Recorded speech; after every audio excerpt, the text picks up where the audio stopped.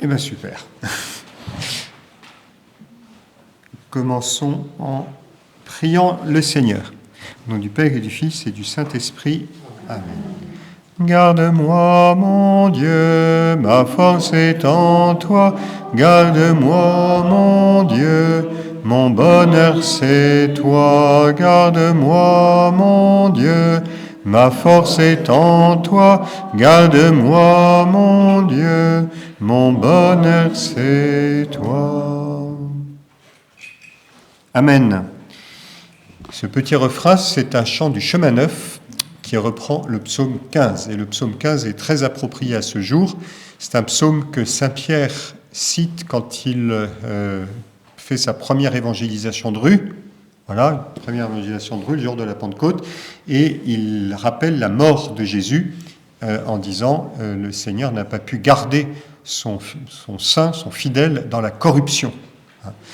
Et donc, il fallait qu'il le ressuscite. Et c'est tout à fait approprié au samedi soir, où après le moment de la grande douleur du vendredi saint, où on médite sur la mort, sur la souffrance de Jésus, là, on est dans le repos du samedi, et on se dit, mais le Seigneur est fidèle, et il ne va pas laisser celui qui lui a été fidèle dans la mort, et de fait, il va bientôt le ressusciter. Donc, on est dans un entre-deux,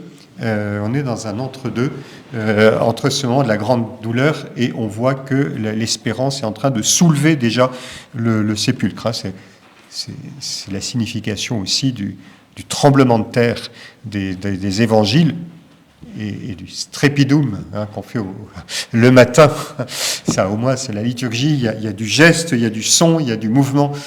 C'est incarné. Voilà, c'est la terre qui tremble. Déjà, le Christ qui visite les enfers nous annonce la résurrection. Alors, je vais simplement poursuivre. C'est très très modeste. L'enseignement que je vous propose ce soir est très très modeste. C'est simplement un récit, une histoire du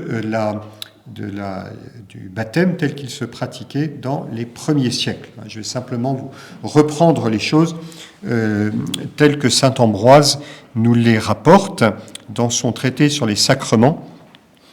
Et ensuite, en annexe, si on a un peu de temps, mais je pense que nous aurons le temps, je vous dirai quelques mots sur la vigile pascale dont nous parle saint Ambroise également. Avec cette idée, je reprends l'idée du pape François, qui, comme nous en discutions avec quelques-uns d'entre vous ce matin, est plus sensible à la liturgie qu'il n'y paraît, au premier abord, pour beaucoup de personnes. Il a vraiment ce souci que la liturgie soit formatrice pour nous, que en suivant la liturgie, nous nous laissions former, au sens le plus fort. J'aime bien cette idée de la liturgie comme matrice de notre vie spirituelle. C'est dans la liturgie que peut se former notre vie spirituelle. C'est cette idée un peu comme par ruissellement. Le sommet, c'est l'Eucharistie, puis ce sont les offices liturgiques, puis c'est la prière personnelle et la prière du cœur. À la fin, ça atteint notre cœur. Ça part de l'Eucharistie. Vous voyez que la liturgie est au cœur de cet édifice. Et donc la liturgie nous forme à la vie spirituelle. Donc c'est important de voir comment ça se passe. Alors ce matin, nous avons parlé de la liturgie du baptême dans la nuit du samedi saint au dimanche de Pâques. Et maintenant, nous nous sommes arrêtés juste quand le néophyte sortait de la fontaine baptismale et nous sommes restés au seuil d'un autre geste qui va avoir beaucoup d'importance. C'est la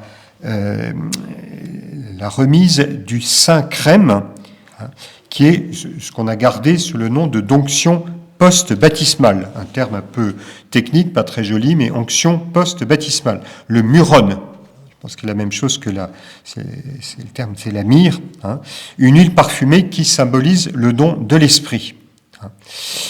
L'évêque prononce la formule suivante: Dieu le Père Tout-Puissant, qui t'a fait renaître de l'eau et de l'Esprit Saint et qui t'a pardonné tes péchés, te oint lui-même dans la vie éternelle.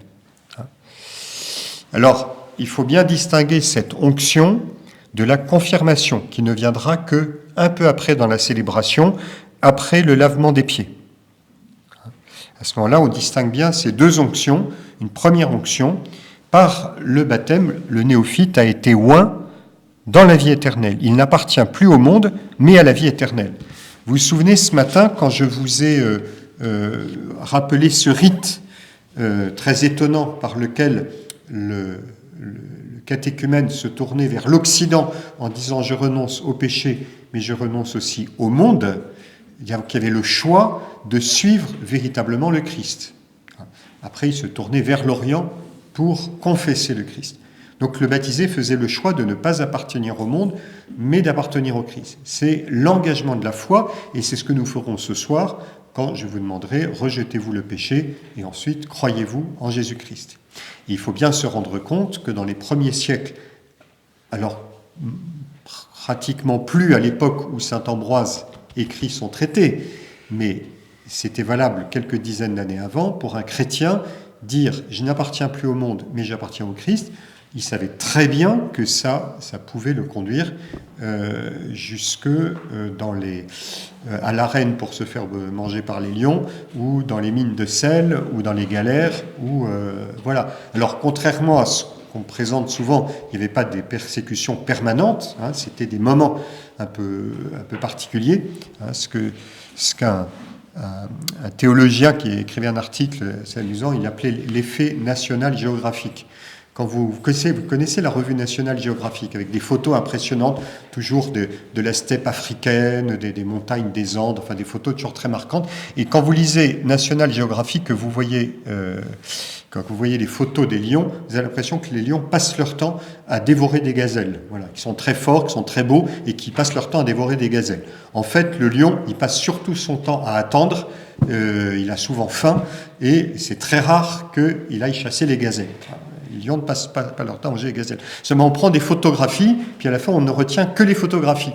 Donc, on se fabrique une image du lion qui n'est pas la réalité. C'est un peu la même chose par rapport aux persécutions de l'Antiquité.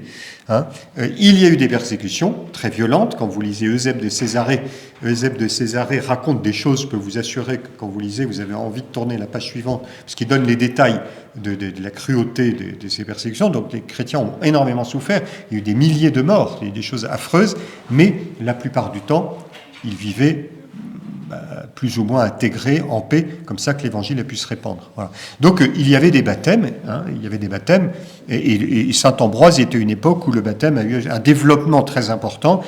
C'était une longue parenthèse pour prendre conscience un peu de ce que vivaient les premiers chrétiens, mais à partir de la fin du IVe siècle, la situation était plus que paisible, puisque la plupart du temps, il peut y avoir de belles liturgies, les chrétiens vivaient très très bien leur foi, mais être chrétien, c'était un véritable engagement.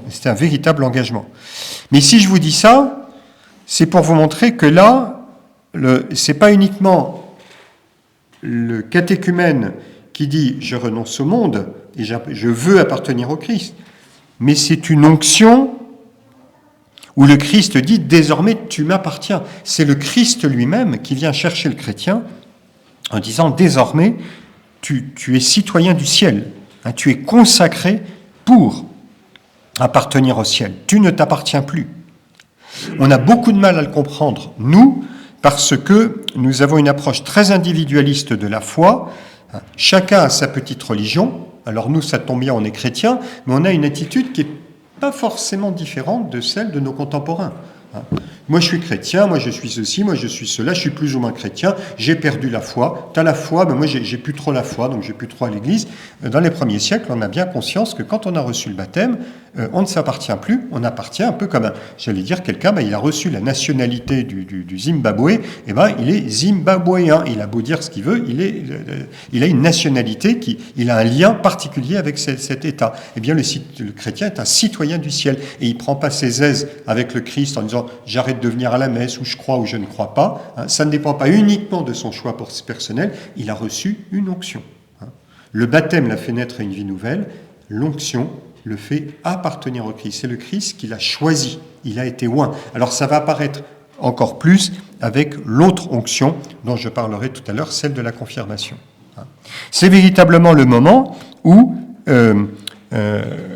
on devient chrétien parce qu'on a reçu une onction.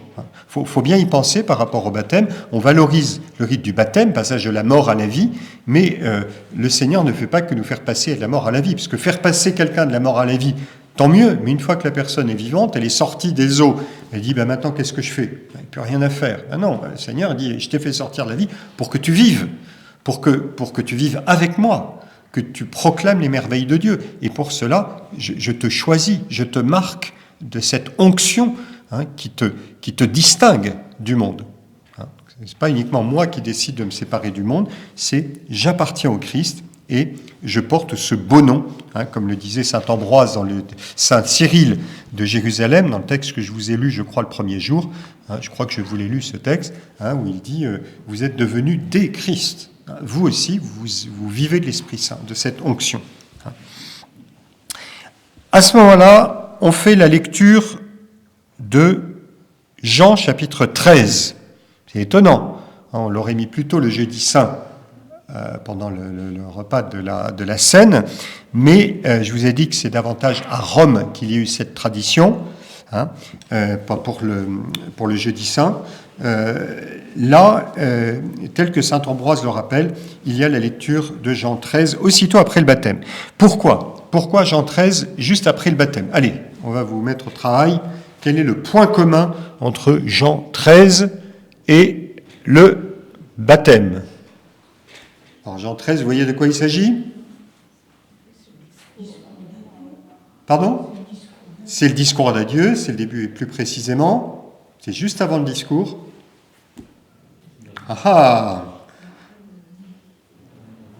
Le lavement des pieds. Et quel est le rapport entre le lavement des pieds et le baptême ? L'eau. Et la parole de Jésus qui dit, Pierre qui dit, non, tu ne vas pas me laver les pieds, parce que c'est un travail esclave. Et Jésus dit à Pierre, si je ne te lave pas, tu n'auras pas de part avec moi. Il y a besoin d'une purification. Voilà ce que dit saint Ambroise, c'est pour cela qu'on lave les pieds, pour enlever les péchés héréditaires, péchés originels.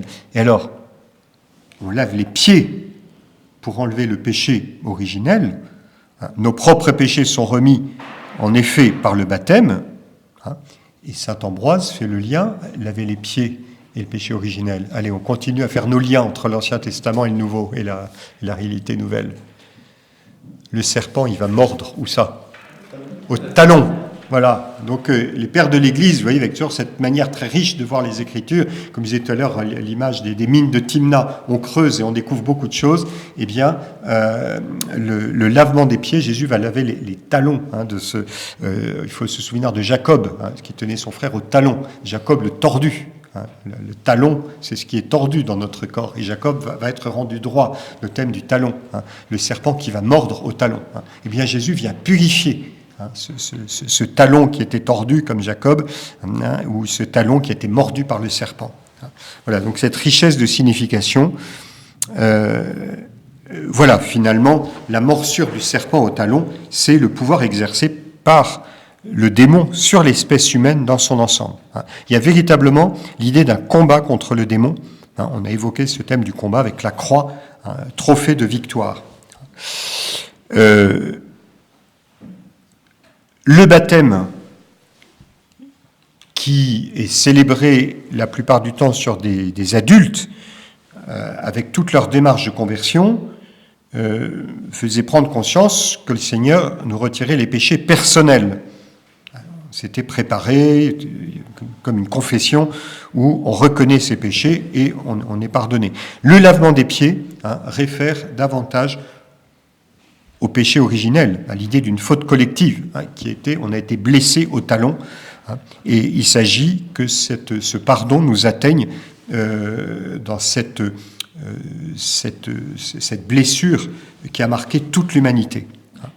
Je cite de nouveau saint Ambroise, « Au baptême, toute faute est effacée, la faute disparaît donc, mais Adam reçut du diable un croc en jambe et du venin fut répandu sur ses pieds. » Vous voyez l'image qui est forte. Adam reçut du diable un croc en jambe et du venin fut répandu sur ses pieds. C'est pour cela que tu te laves les pieds, pour que la sanctification vienne apporter une plus grande protection à la place où le serpent t'a pris en traître et qu'à l'avenir, il ne puisse plus te faire trébucher. Tu te laves donc les pieds pour laver le venin du serpent. Voilà. Et dans un autre texte, saint Ambroise, sur les mystères, là le premier c'est les Sacramentis, et là c'est Di Mysteriis. Pierre était pur, mais il avait à se laver les pieds, car il avait le péché qui vient de la succession du premier homme, quand le serpent le fit trébucher et l'induisit en erreur. C'est pour cela qu'on lui lave les pieds, pour enlever les péchés héréditaires. Nos propres péchés sont remis, en effet, par le baptême. Voilà. On voit bien donc que quand on reçoit le baptême, il y a cette double action salutaire par rapport au péché qui nous éloigne de Dieu, mais aussi par rapport au péché personnel, mais par rapport aussi au péché originel. À ce moment-là, le néophyte recevait enfin un vêtement blanc. Voilà, il était enfin vêtu. Et après avoir été dépouillé de tout et être entré dans l'eau, eh bien, quand il en sortait, il y avait cette onction et le vêtement blanc. Alors, le symbole du vêtement blanc, évidemment, nous est familier. C'est le vêtement des anges à la résurrection. Vous avez remarqué, ceux qui sont au tombeau, il y a des évangélistes pour lesquels il y a un ange, pour les autres il y en a deux. C'est intéressant qu'il y ait deux, parce que ça veut dire, ça nous dit quel est le type de tombe sur laquelle Jésus a été posé. Il y a des tombes qui sont comme des fours, des coquim, un trou tout en longueur dans la roche, et il y en a d'autres, c'est une banquette, ce qu'on appelle un arcosolium. Voilà. Pour qu'il y ait deux anges assis, la tombe de Jésus, ça devait être un arcosolium. Et c'est ce que confirme la roche qu'on a à Jérusalem, qu'on voit encore aujourd'hui. Donc c'est très très intéressant. Donc les deux anges vêtus de blanc. J'ai une petite parenthèse biblique, mais sur ce symbolisme du vêtement blanc, qui est très très présent chez les premiers chrétiens, avec le thème de la nudité, qui est présent aussi par rapport au baptême, qu'on a perdu évidemment. C'est normal, avec les milliers de baptêmes, il y a un moment l'Église a simplifié les choses, mais à ce moment-là, on faisait les choses de façon entière. Vous connaissez ce petit détail assez savoureux chez saint Marc, quand il est dans le jardin et qu'on jette Gethsémani et qu'on vient arrêter Jésus, il y a toutes sortes de détails qui permettent de penser que le jeune homme qui est caché derrière un arbre, c'est le fils de la maison. Il devait pas être, dans l'Antiquité, on n'était pas forcément vêtu pour dormir, donc il met un drap sur lui, il est dans la maison à 50 mètres, il va voir ce qui se passe, dans le jardin à côté. Il y a des soldats qui le voient, qui lui arrachent son vêtement, qui essayent de l'agripper. Lui, il s'enfuit tout nu, nous dit saint Marc, accomplissant la prophétie d'Amos. Ce jour-là, même les plus braves s'enfuiront nus. Donc il revient chez lui honteux, comme ça, il n'y a plus rien. Et ce jeune homme, en grec, on dit, en grec, c'est néaniskos. Néaniskos, ça veut dire jeune homme. Voilà. Le matin de la résurrection, quand les femmes vont au tombeau, elles voient que le tombeau est vide, et sur la banquette, elles voient un néaniskos. On dit que c'est un ange, mais en fait c'est un jeune homme, le même qu'au jardin de Gethsémani, seulement cette fois-ci il est vêtu de blanc, il a une robe blanche. Évidemment, pour les premiers chrétiens qui entendaient le récit de saint Marc, ça évoquait le baptême, le dépouillement au moment de la honte, au moment de la mort, la nudité, la honte de l'homme livré à la solitude du jardin, Adam nu, voilà. Et le matin de la résurrection, il est vêtu de gloire. Le vêtement blanc, évidemment, c'est le vêtement de Jésus transfiguré, un vêtement de lumière. Voilà, la Bible est truffée de détails comme ça. Ça n'empêche pas qu'il y ait eu l'événement réel, que le pauvre gars il soit retrouvé pas tellement vêtu comme ça, et que le matin de la résurrection, il y a eu ces personnages en blanc. Mais saint Marc a dit, ça me rappelle quelque chose. Ouais. Voilà. Voilà ce que dit saint Ambroise. Tu as ensuite reçu des vêtements blancs, pour montrer que tu as dépouillé l'enveloppe du péché et que tu as revêtu les vêtements purs de l'innocence. Ce soir, ce sera l'écharpe violette que les catéchumènes jettent comme ça, au sol. Voilà, c'est très beau, ce geste, on leur a bien dit ce matin, vous prenez l'écharpe et vous la faites tomber. Voilà. Et alors c'est très très beau parce qu'ils le font vraiment, et il y en a un qui a tellement compris la chose, c'était Jean David, pour ceux qui s'en souviennent, c'est un acteur, Jean David, il est acteur, il est dans des films, on le voit dans des films, un acteur, et il avait pris son écharpe, et il avait fait comme ça. C'était extraordinaire. Il se dépouillait du vieil homme. Et c'est là qu'on avait eu, pour ceux qui s'en souviennent, Charles Emmerich, qui maintenant est thuriféraire de l'archevêque. On est très fiers. Charles Emmerich, vous connaissez, qui est un garçon très ordonné, très sérieux. Et il avait vu, la première fois qu'on avait fait ça, il était allé chercher l'écharpe pour la replier. Il dit, mais non, Charles Emmerich, il faut absolument les laisser. C'est le vieil homme. C'est le vieil homme, il est au sol, on le foule des pieds. Voilà. Donc, la symbolique est tout à fait ancienne. On la voit dans l'Évangile et elle est reprise par saint Ambroise. Tu as ensuite reçu les vêtements blancs pour montrer que tu as dépouillé l'enveloppe du péché, que tu as revêtu les vêtements purs de l'innocence. C'est de ceci qu'a parlé le prophète. Asperge-moi avec de l'hysope et je serai purifié. Tu me laveras et je serai plus blanc que neige. On voit en effet, et d'après la loi et d'après l'Évangile, que celui qui est baptisé est purifié. Selon la loi, car Moïse faisait l'aspersion du sang de l'agneau avec un bouquet d'hysope. Selon l'Évangile, car les vêtements du Christ étaient blancs comme neige, quand il montra dans l'Évangile la gloire de sa résurrection. Il devient donc plus blanc que neige, celui à qui la faute est remise. Ainsi le Seigneur fait-il dire par Isaïe, si tes péchés sont comme la pourpre, je les rendrai blancs comme neige. Donc c'est vraiment une symbolique qui est très très forte dans la Bible. Je vous rappelle aussi, est-ce que je l'ai fait ici ou je ne sais pas, c'est un rappel de la symbolique biblique, le vêtement, c'est la personne. Dans la Bible, le vêtement, c'est la personne. Donc l'idée de retirer son vêtement, c'est vraiment se dépouiller de quelque chose de particulier. Quand Adam et Ève découvrent leur nudité, Dieu leur fait une tunique de peau pour que leur dignité soit préservée. Joseph, pour faire croire que Joseph est mort, ses frères mettent du sang de bouc sur son beau manteau et il montre à son père le vêtement et le père pense que son fils est mort. Quand Élie monte au ciel, Élisée reçoit le manteau d'Élie, il frappe les eaux et les eaux se séparent. Donc la puissance d'Élie est passée dans son manteau. Donc, et jusqu'à Jésus dans l'Évangile, à tel point que saint Paul dira « Et vous avez été baptisés dans le Christ, vous avez revêtu le Christ ». Le vêtement, ce n'est pas l'extérieur, le vêtement exprime l'intérieur.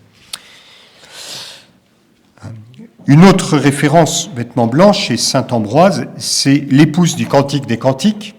Vous avez entendu la lecture ce matin, l'office des lectures, ce thème nuptial, ce thème de l'amour, sans lequel on ne peut pas comprendre le triduum pascal. Je pense que vous l'avez compris, c'est vraiment essentiel.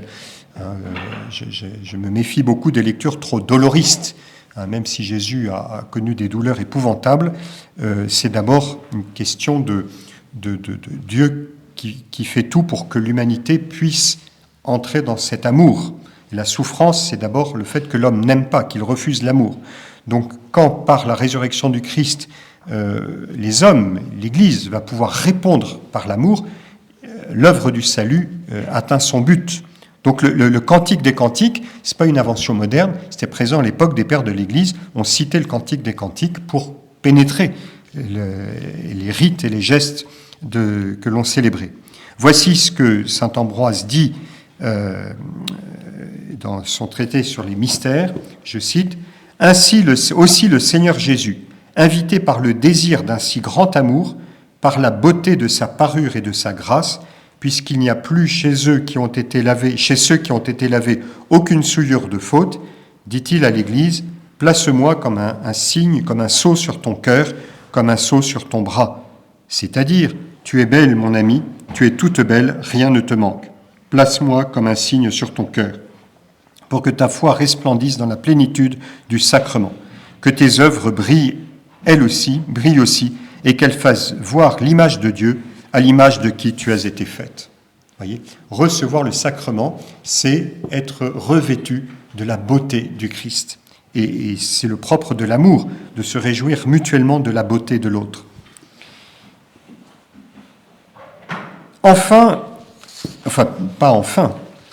Mais aussitôt après, en recevant le baptême, le néophyte, reçoit le signe spirituel, en latin spirituale signaculum, le signe spirituel, qui était une onction. Alors on a beaucoup discuté quel est ce signe spirituel. On pense que c'est une onction sur l'invocation du prêtre, précise saint Ambroise. Et le prêtre qui fait une invocation et qui met ce signe spirituel. Cette onction est censée rendre parfaite le néophyte par le don de l'Esprit Saint qui a été répandu sur lui. On y a reconnu le sacrement de la confirmation, qui est appelé ici consignation. Voilà. Alors là, saint Ambroise évoque les 7 dons de l'Esprit. On a ça, bien sûr, dans le sacrement de la confirmation. Vous l'entendrez ce soir, vous ferez attention. On entend les 7 dons de l'Esprit, dont on a déjà parlé à propos de la consécration du Saint-Crème. Voilà, je cite saint Ambroise. « Ainsi donc, rappelle-toi que tu as reçu le signe spirituel, l'esprit de sagesse et d'intelligence, l'esprit de conseil et de force, l'esprit de connaissance et de piété, l'esprit de la sainte crainte, et garde ce que tu as reçu. Dieu le Père t'a marqué de son signe, le Christ Seigneur t'a confirmé, et il a mis dans ton cœur le gage de l'esprit, comme tu l'as appris par la lecture de l'apôtre. » Voilà, donc ce signe spirituel, très probablement l'onction, est donc le point de départ du sacrement de confirmation. C'est au Moyen-Âge que les formes liturgiques ont été fixées de façon définitive. Voilà, désormais, les nouveaux baptisés font partie de la communauté chrétienne et sont admis à s'approcher de l'autel. Donc c'est la dernière partie, et finalement la partie la plus importante, c'est celle qui va faire passer le néophyte du baptistère au sanctuaire lui-même, à la basilique, où on célèbre. À Jérusalem, j'ai évoqué beaucoup le martyrium, vous vous en souvenez, le martyrium. Le martyrium, en fait, c'est la grande basilique qui précédait la petite cour avec la croix dorée, et après, il y avait l'anastasis, le lieu de la résurrection. Et les célébrations liturgiques, c'était le martyrium. Eh bien, quand il y avait les baptêmes, on entrait dans ce martyrium, cette grande basilique, pour avoir part à la liturgie eucharistique.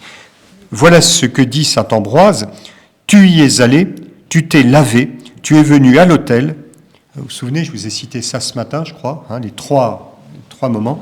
Tu y es allé, donc démarche personnelle, tu t'es lavé, donc le baptême, tu es venu à l'autel, donc l'Eucharistie, tu as commencé à voir ce que tu ne voyais pas avant, c'est-à-dire que par la fontaine et la prédication de la passion du Seigneur, tes yeux se sont ouverts. Toi qui semblais avoir le cœur aveuglé, tu t'es mis à voir la lumière des sacrements. Quand on parlait ce matin du baptême comme d'une illumination. C'est très important parce que cette manière de présenter les choses de saint Ambroise, parce que saint Ambroise nous montre la profonde unité qu'il y a dans les sacrements. Nous avons pris l'habitude de les séparer à cause des célébrations. T'es invité à la confirmation de machin? Ouais. T'as fait ta première communion? Ouais, j'ai fait ma première communion.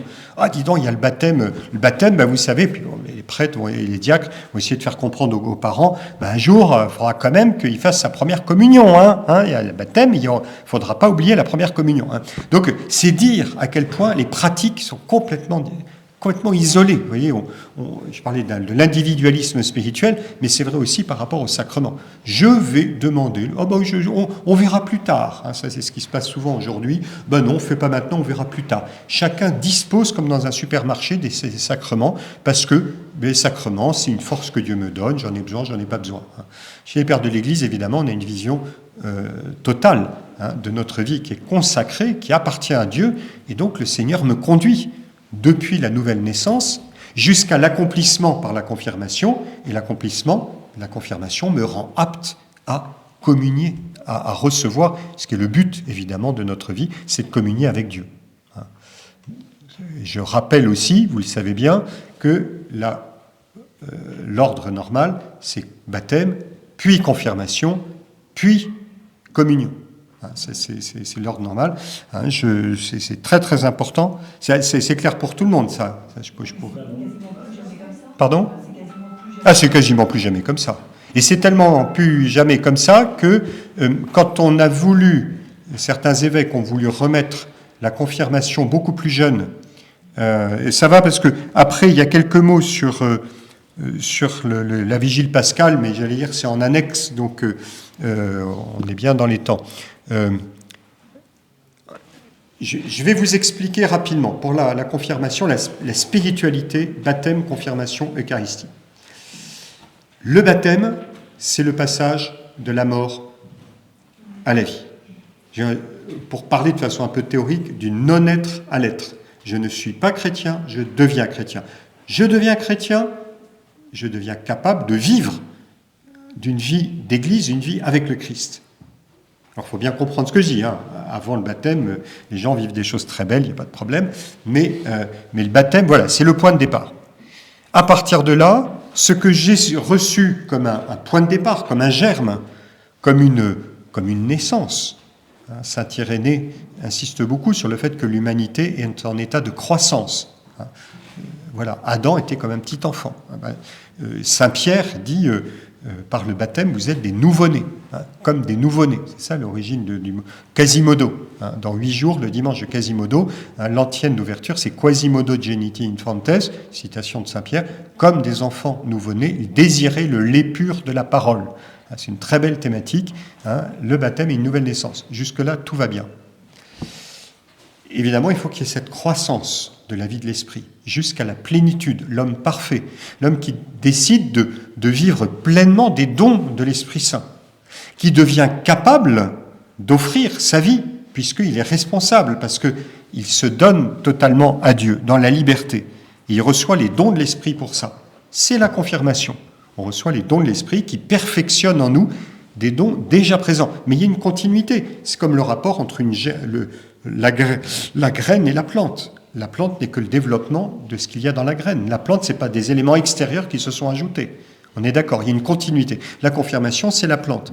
Mais le but de la plante, c'est qu'elle donne un fruit. Et c'est l'Eucharistie. Et donc, une fois que j'ai reçu cette plénitude, je suis en mesure d'offrir à Dieu le parfait sacrifice.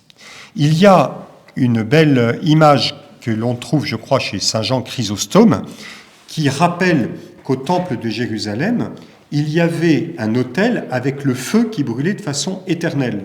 Il y avait le feu éternel, et sur le feu, qui symbolisait finalement l'action de l'Esprit Saint, on mettait les victimes du sacrifice, les morceaux de viande qui brûlaient. Et dans la lettre aux Hébreux, Saint Jean Chrysostome fait remarquer que, Saint Jean Chrysostome dit, pardon, je suis en train de me mêler les pinceaux, il faudra que j'arrête dans pas longtemps parce que ça s'embrouille. L'Épître aux Hébreux dit, dans un esprit éternel, le Christ a offert le sacrifice. Quand l'Épître aux Hébreux dit, dans un esprit éternel, le Christ a été offert en sacrifice, pour des Juifs, l'esprit éternel, en fait, c'est le feu éternel. Le feu qui brûle au temple de Jérusalem est tellement éternel que même après période de la profanation du temple, on a retrouvé le feu qui était...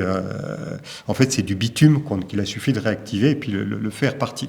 Le feu éternel, c'est le symbole de l'Esprit Saint en qui le sacrifice est offert. Et la victime, ce n'est plus la viande de l'agneau ou du bœuf, mais c'est le corps du Christ lui-même. Pour s'offrir en sacrifice, il faut avoir reçu l'Esprit. Pour offrir un sacrifice à Dieu, il faut vivre de l'Esprit. Alors on fait tout à l'envers. Oui, on fait tout à l'envers, parce que ça, c'est ce qui se passait dans les premiers siècles.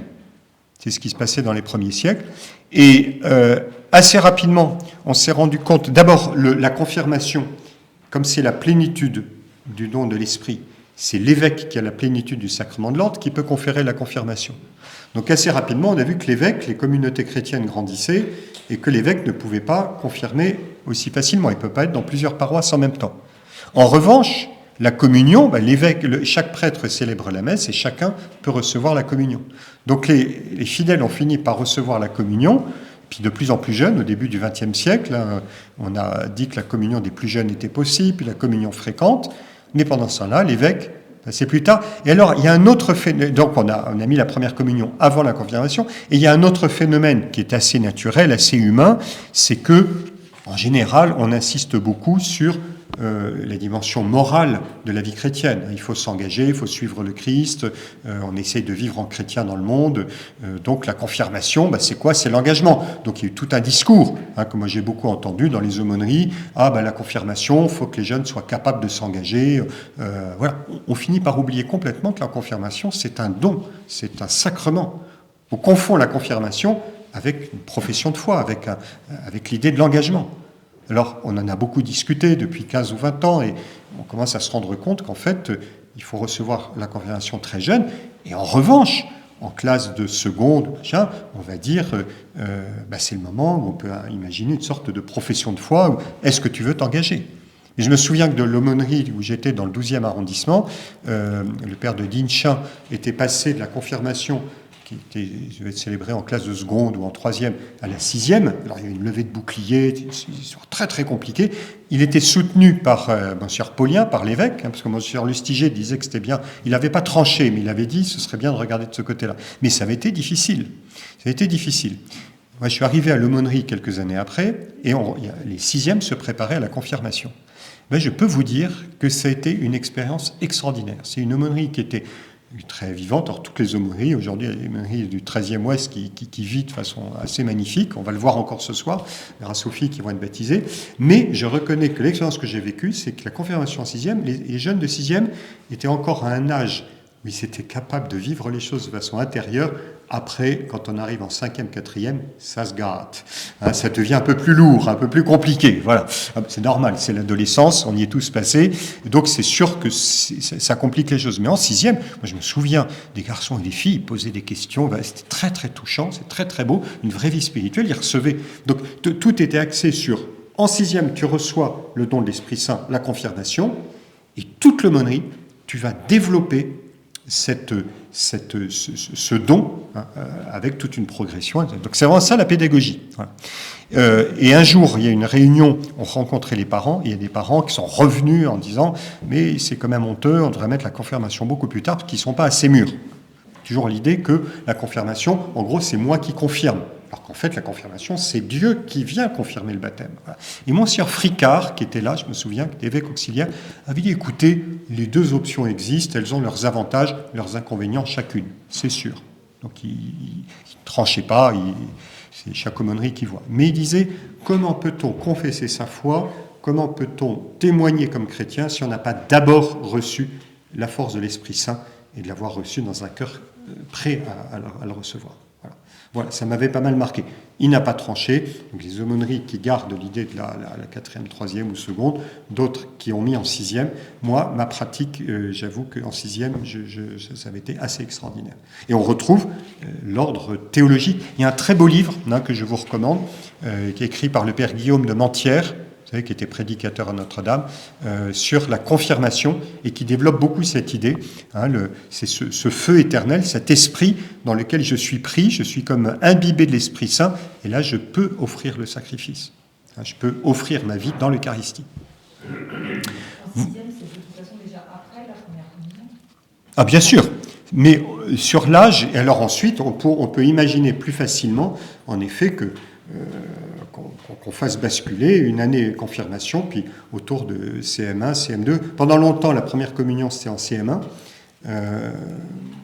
Voilà. Alors aujourd'hui, on développe beaucoup. Moi, ici même, on a préparé des enfants très jeunes parce qu'ils ont le désir de rencontrer le Christ, parce que ça, c'est sûr. Ça pose des questions qui ne sont pas du tout simples, et c'est la raison pour laquelle Monsieur Fricard, Monsieur Lustiger, qui était évêque auxiliaire, ils n'avaient pas tranché parce qu'ils voient bien la qualité de ce qui se vit quand certains reçoivent la première communion très jeune et que la confirmation plus tard, il y a le pour et le contre. Mais c'est bien d'y être sensible quand même. Et ça ne résout pas la question de la première communion et de la confirmation, mais au moins l'âge, se dire la confirmation, c'est d'abord un don de Dieu, c'est pas d'abord mon engagement. Oui. Voilà, question ouverte. Voilà, questionner disputate, comme on dit. Voilà, je vais...